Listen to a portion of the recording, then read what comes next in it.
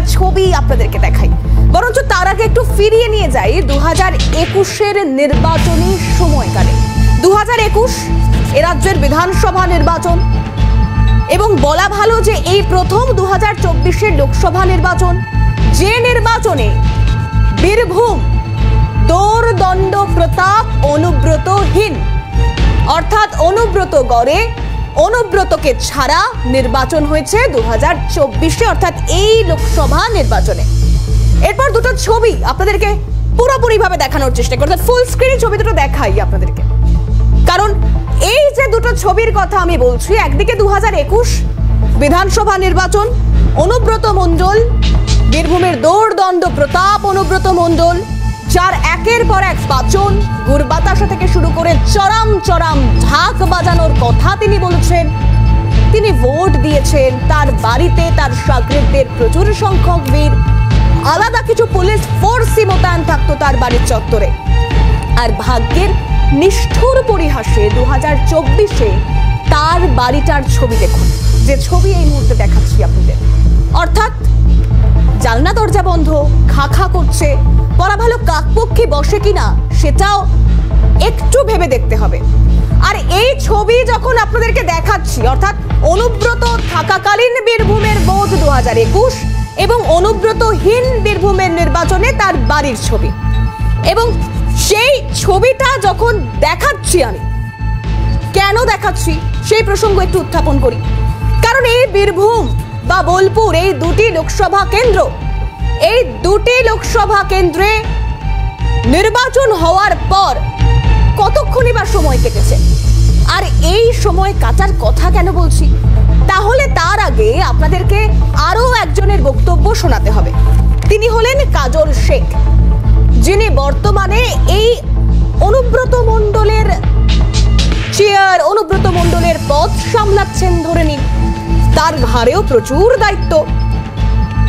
সেই কাজল শেখ তিনি গতকাল সিএনএর মুখোমুখি হয়ে অনুব্রত মণ্ডল সম্পর্কে কি বলেছেন, একদম ছোট্ট তার বক্তব্য, ছোট্ট একটি অংশ আপনাদের শোনাচ্ছি, শুনুন। অনুব্রত মণ্ডল মহাশয় আমার হচ্ছে রাজনৈতিক গুরু, রাজনৈতিক অভিভাবক, তার দেখানো পথে আমরা হাঁটছি। দেখুন, অনুব্রত মণ্ডল মহাশয় আমার হচ্ছে রাজনৈতিক গুরু, রাজনৈতিক অভিভাবক, তার দেখানো পথে আমরা হাঁটছি। দেখুন, অনুব্রত মণ্ডল মহাশয় আমার হচ্ছে রাজনৈতিক গুরু, রাজনৈতিক অভিভাবক, তার দেখানো পথে আমরা হাঁটছি। অর্থাৎ অনুব্রত মণ্ডলের দেখানো পথেই হাঁটছেন কাজল শেখ, তার বক্তব্য স্পষ্ট হলো।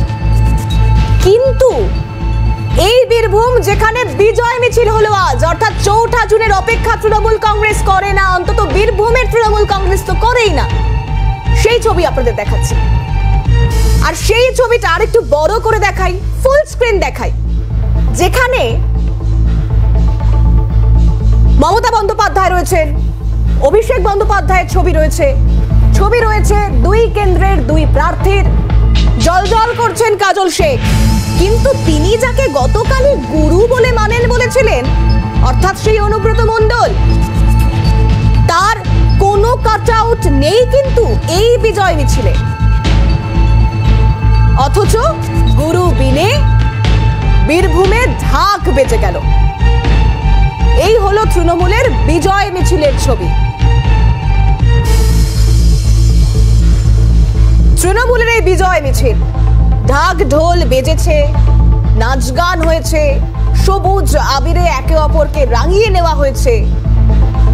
আর সেই বিজয় মিছিলে পা মেলানোর পর কাজল শেখ সত্যি কি গুরুর নাম করলেন, মানে গুরুর ছবি তো সঙ্গে রাখলেন না, কোনো কাটআউট দেখা গেল না, অনুব্রতহীন বিজয় মিছিল হলো। তাহলে যার কথায় গতকাল রাজনৈতিক গুরু ছিলেন অনুব্রত মণ্ডল, আজ তার ভূমিকা কি বললেন কাজল শেখ, শুনুন সেটাও। পড়াশোনা করেছি, সম্ভবত পরীক্ষার রেজাল্ট কী হবে তার মাধ্যমে একটা অনুভব করা যায়। তাছাড়াও বিগত দিনে যে নির্বাচনগুলো হয়েছে, এমন কোনো নির্বাচন হয়নি যেটা কাটাকাটি খুনোখুনি রাহাজানি হয়নি। স্বভাবতই নানুর বিধানসভা মানুষ আবেগে উৎসাহিত হয়ে তারা আজ একটা বিজয় মিছিল আয়োজন করেছে। সেই বিজয় মিছিল তাদের সকলের সঙ্গে পায়ে মেলালাম। কাজল শেখ যা বললেন, অর্থাৎ আমি যা শুনলাম আপনিও কি ঠিক তাই শুনলেন?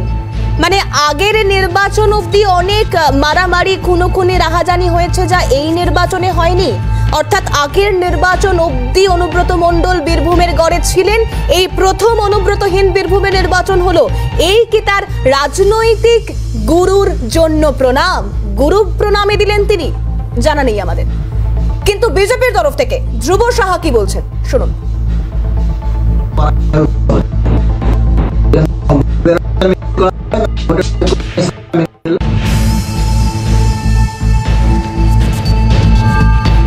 অর্থাৎ যেটা বলতে চাইলেন ধ্রুব সাহা, আমি পরিষ্কার করে বলে দিচ্ছি, কোনো টেকনিক্যাল ইস্যু হয়েছে, হতেই পারে, কিন্তু বিষয়টা হলো যে পরাজয়। তিনি বলছেন যে পরাজয়ের মিছিল করা হয়েছে তৃণমূলের তরফ থেকে। কিন্তু এই নির্বাচন মিছিল, বিজয় মিছিল যাদের নিয়ে, এ বাংলার মহিলারা, এ বাংলার শৈশব, এ বাংলার সাধারণ মানুষ, তারা কেমন রয়েছেন?